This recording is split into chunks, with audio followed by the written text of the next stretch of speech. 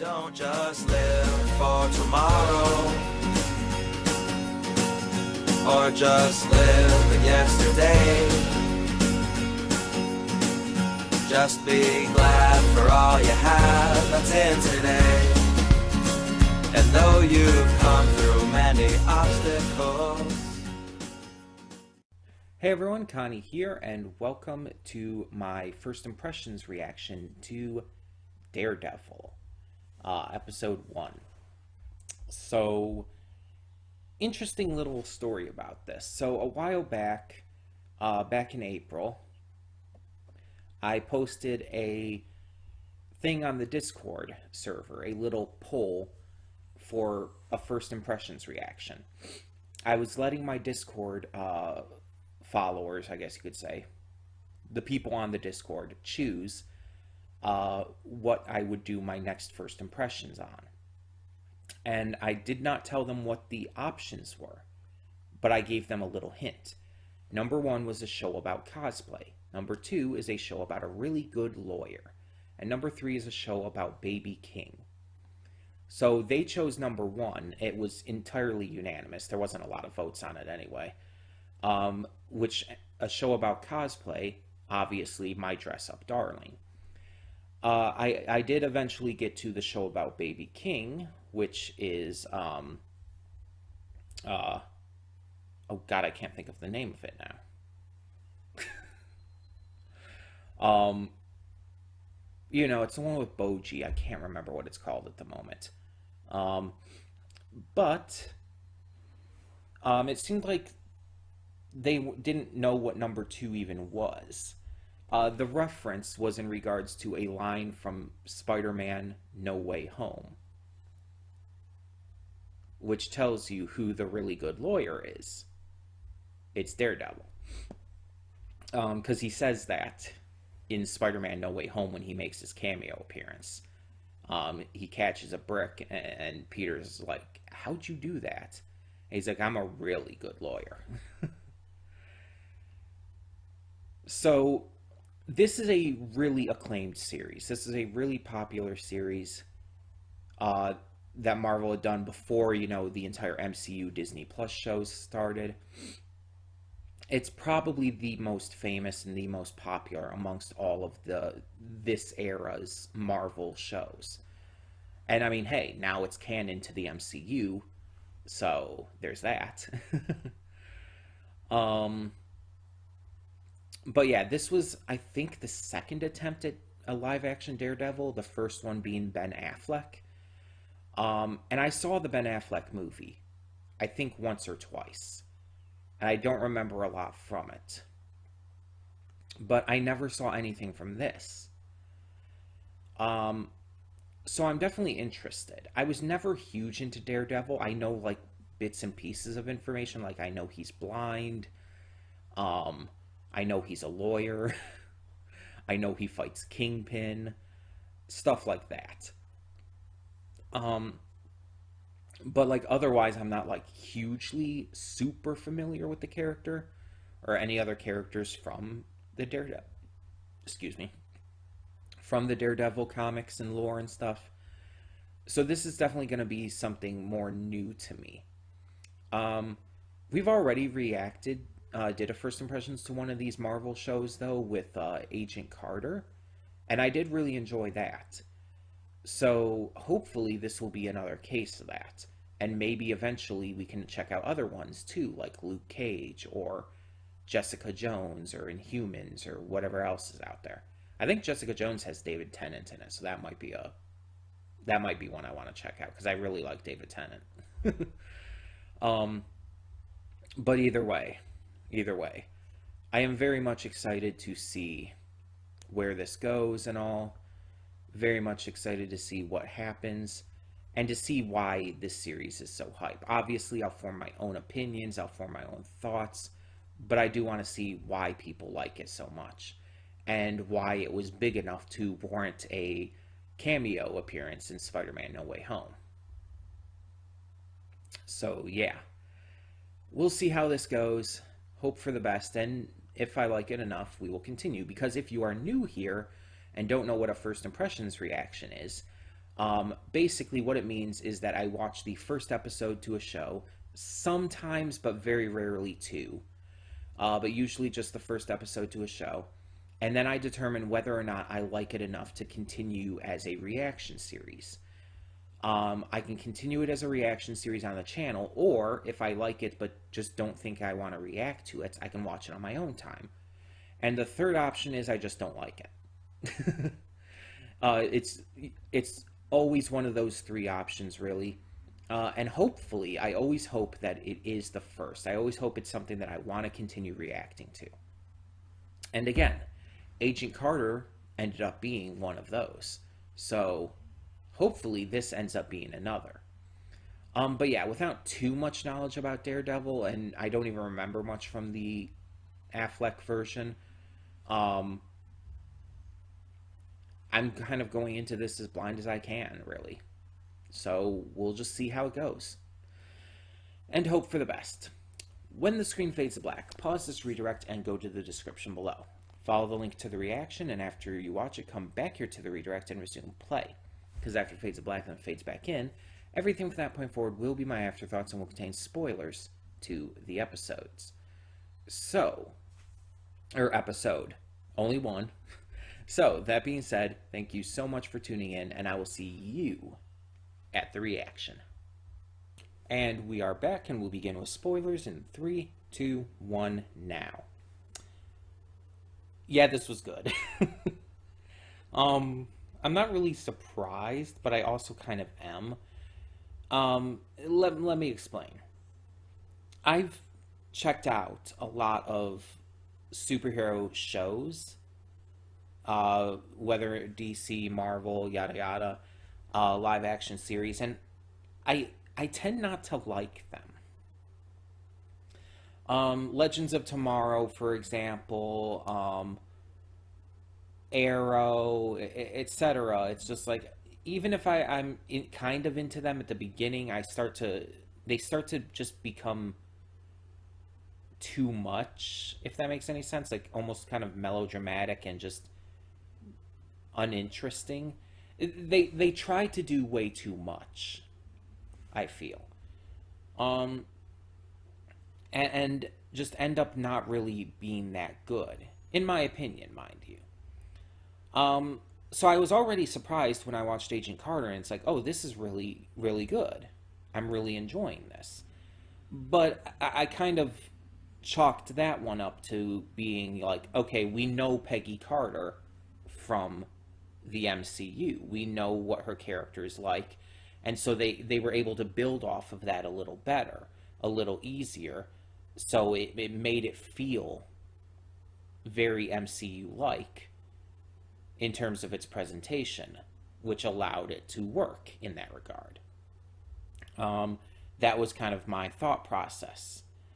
And that might be the case still, but then we have something like Daredevil, which did not start out in the MCU. It came to the MCU eventually, but this series started off as kind of its own separate thing, along with the likes of Luke Cage and Jessica Jones and everything, which eventually became like, they joined forces as like the Defenders. But it started off basically as just this. So this was something that they couldn't really look at the MCU prior to kind of integrate it with that in that regard. They had to try and make it fit in its own right, while also making it feel like its own thing from a new perspective, with the, again, only other live-action Daredevil, I believe, being Ben Affleck's. So they also had to make it different from that. And I don't remember, like, exactly, like, what the origin of, like, how he was blinded in the Ben Affleck version, or, like, whatnot. This is probably comic accurate, but I don't know if they went that way in the original Daredevil movie. I don't remember much from that, if I'm being honest. In fact, pretty much nothing. But yeah, with this, I'm just surprised that it's this good and this entertaining. And I'm getting this invested in the story this quickly. But I'm also not surprised because, again, as I said in the pre-thoughts, this is really popular. This series really did well and people loved it. And it sucks that it ended up being canceled and like kind of just dropped. But I'm glad that they are bringing it back and coming back with another season. And so many people are really excited over that. So, that being said, what are my thoughts on this episode generally, besides just, liking it? So, this is about Matt Murdock and Foggy Nelson, two recently barred lawyers who have just started their firm. They're literally brand new to the streets of Hell's Kitchen and are just trying to get clients, as they would be. So, Foggy ends up bribing a cop by getting his wife some cigarettes or whatever. And because of that, he's able to get a beat on certain cases when they pop up. So, they can tackle them and help cover the people who need to be lawyered up. So they get a call from him about this woman who was found in her apartment over the body of her coworker. She was holding the knife, she had his blood on him, he was dead. It seemed pretty open and shut, but she was convinced it wasn't her. She was very frantic and scared, and so he called Foggy, and him and Murdock go to talk to her. They come in as calling themselves her lawyer, talk to her, and find out that through talking to her that there had been this corruption at the place she's working and everything, and things were just not going well at all. But yeah, she had discovered that there was like some money moving that shouldn't have been moving, way too much. And she reported it to her boss. He laughed it off, but she ended up being targeted anyways. She went out to she was going to tell this other guy who worked in the not finance, basically the law department of the company. Next thing she knows, she wakes up in the apartment over his dead body. And we find out through the episode she's been drugged and everything, and which was, I feel, pretty obvious, honestly. It's the first episode. They're not going to have a case that's too hard to figure out. So we see that she's scared. She's not willing to, completely listen to them, and she's afraid to get them involved if they are not against her. But if they are against her, she's also afraid of that, so she just wants to leave. But they end up helping her anyways. Even when she goes back to the apartment, Murdock follows her, helps take out the guy who was trying to take her out. And they eventually leak the news to everyone. They just leak it to the press and stuff, and everyone finds out. She is thankful and becomes their employee, I guess. During all of this as well, we also get to see it with the bad guys.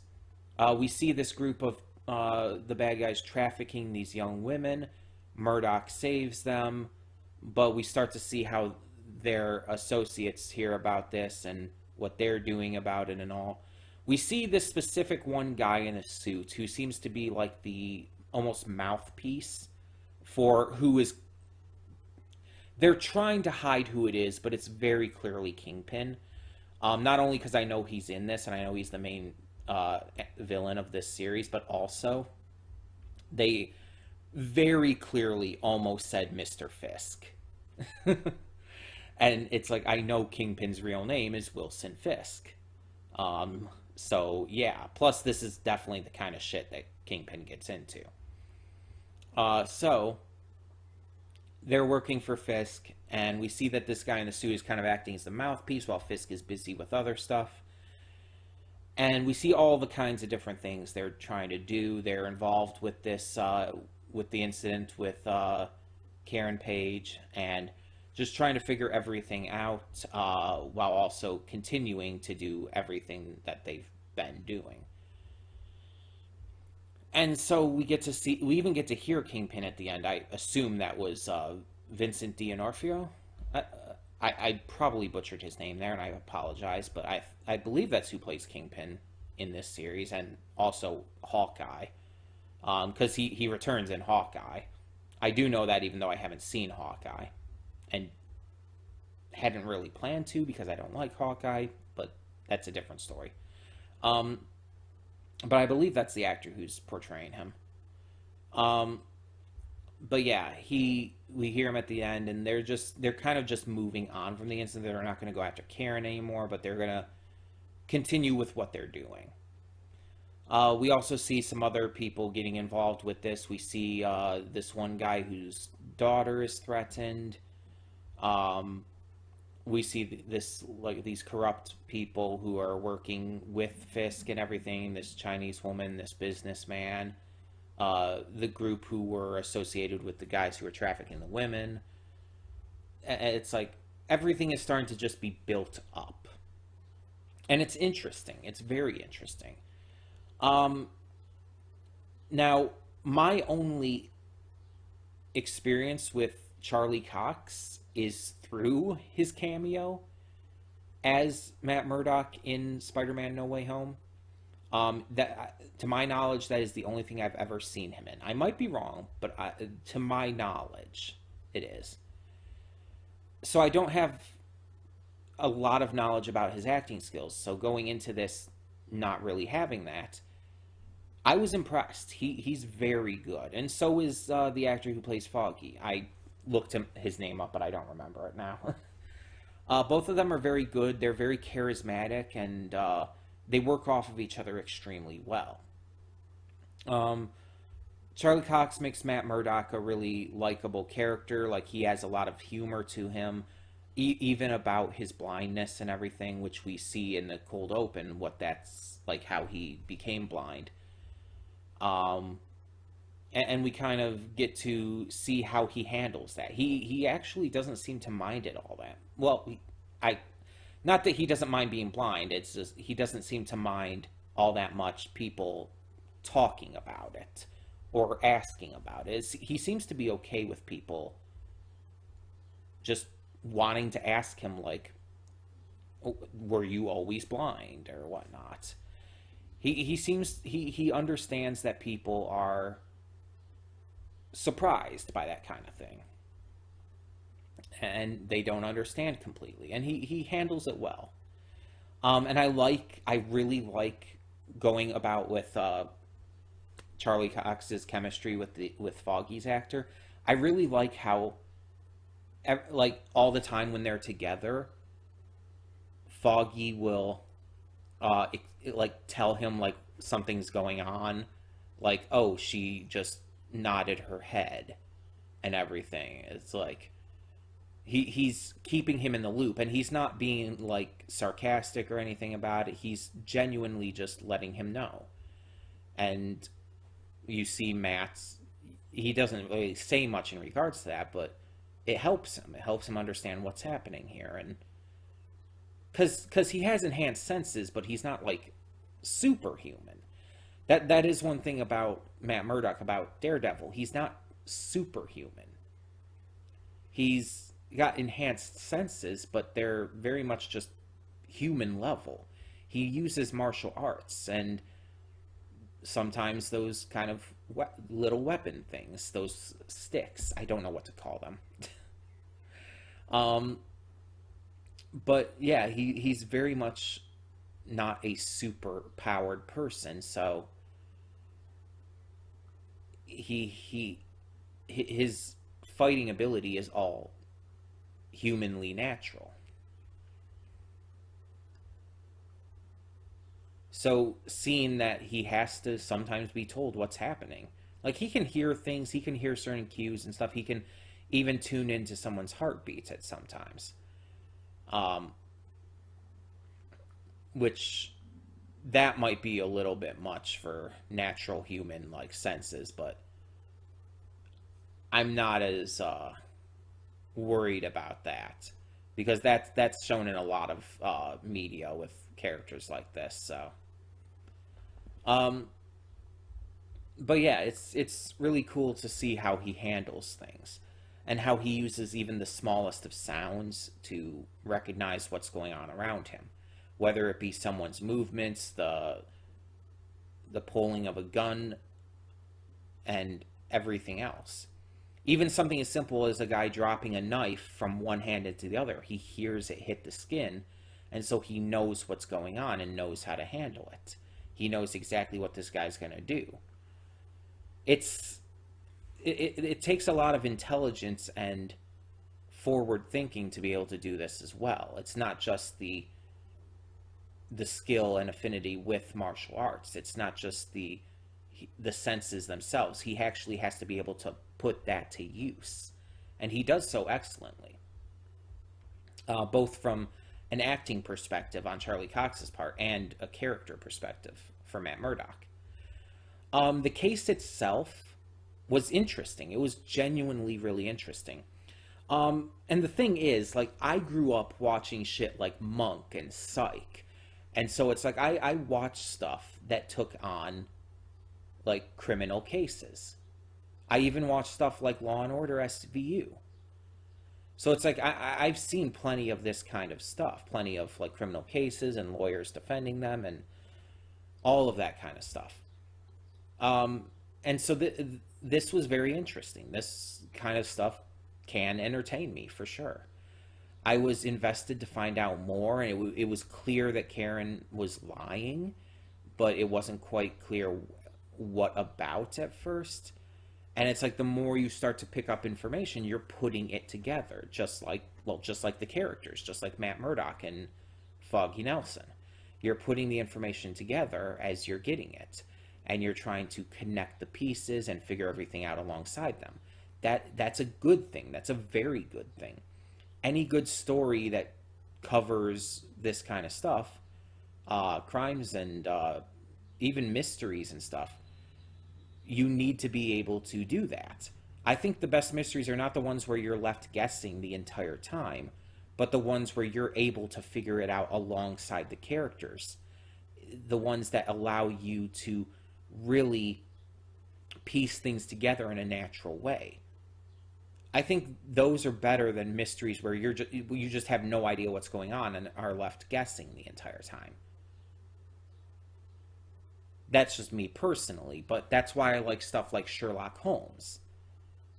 Because it's like, as you read a Sherlock Holmes story or watch a movie adaptation or whatnot, you can start to put pieces together. You start to act like Holmes himself and start to notice body language and expressions, and you notice little things that just don't quite add up with what they say or what they do, and you start to put things together, and you might not figure out everything, but because you're able to work through it while the characters are also doing so, it still allows you to kind of get that satisfaction. You know what I'm saying? And it was very much the same way with Monk and Psych. Definitely the same things happened with those all the time. So that's what I love to see in a good mystery kind of setting, and it counts with crime as well. Crime stories and everything, trying to figure out what happened with those. And so, I mean, mysteries involved with that, sure. So seeing it here with Daredevil, it's like it was really well handled. I like that they kept Kingpin unseen throughout this episode. They're building up to him. So you don't even see him, you just see his mouthpiece speaking for him, and you have these little hints about him throughout the episode. So at the end, you start to hear his voice, and it's like, okay, they're really building to this. I don't know if that means he comes in episode 2 or 3 or whatever, but it's going to be a big deal when he does, because it's all been properly built up to, properly hyped up. They're trying to make you get really excited for the arrival of the villain, and that's a good thing. That's very good. That's what a show should be trying to do in this case. I also like the just feel of this. It felt almost kind of noir-like, you know? With just the aesthetic that they gave for Hell's Kitchen in this episode, the very almost detective-like style of Matt Murdock's questioning, even though he's a lawyer, it still kind of has that style and feel to it. And the lighting and everything definitely added to that as well. Now, the one big question I walked away from this, though, is were they referencing the Avengers with the big destruction throughout like half of New York and everything? Because that's the only thing I can think of, unless I'm just forgetting something or just not thinking of what else it could be at this point. Because I know, obviously, Agent Carter referenced all that kind of stuff. Well, at least like Captain America and everything, because that's relevant to that. We know that. So it's not out of the question that this would reference that kind of stuff. They might be keeping it vague enough to where I would be questioning this. Maybe because this, again, wasn't technically part of the MCU. So they wanted to not exactly say it and everything. But it's like the stuff they were saying and everything. Like they were acknowledging that superheroes exist. They were talking about like all the destruction around New York and all. It's like they gotta be talking about that. I just feel like they have to be. I mean, I don't know for sure. I can't say for sure, but that's my thoughts at least.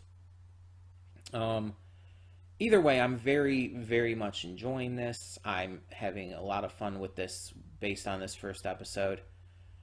And so, yeah, definitely want to react to more.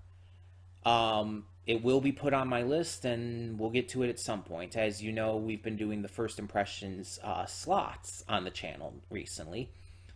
So we have 2 slots on Friday and Saturday for specifically reactions to shows that we did first impressions videos of. And so at this point, we're just kind of like going with whatever I want to go to when I want to go to it, rather than like doing it specifically in the order that I did the first impressions reactions in. But this is probably still going to be put more towards the back of the list, just because I do still want to get to some of those other things a little quicker and a little earlier, just for obvious reasons. Because we've been putting certain ones off, and I kind of want to start getting to them, at least a little more consistently, you know? But either way, tell me in the comments below, what did you think of this first episode of Marvel's Daredevil? Did you enjoy it as much as I did? Did you find some issues with it? Or just tell me your thoughts in general. Either way, thank you so much for tuning in. And for now, I'm Connie and I'm signing off. See y'all next time.